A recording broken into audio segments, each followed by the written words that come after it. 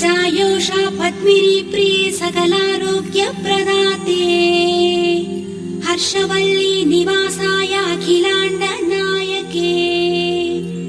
उत्तिष्ठो जाये स उत्तिष्ठ उषयोज्ज्वला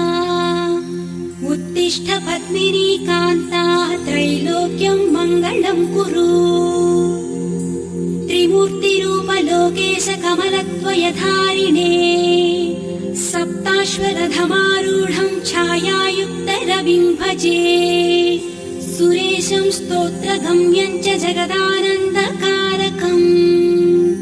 श्रीसूर्यदेव दैते तव सुप्रभातम्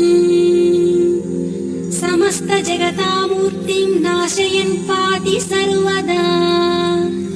आयुर्ददाति सविता दद्यान्नो वन्दनं सदा।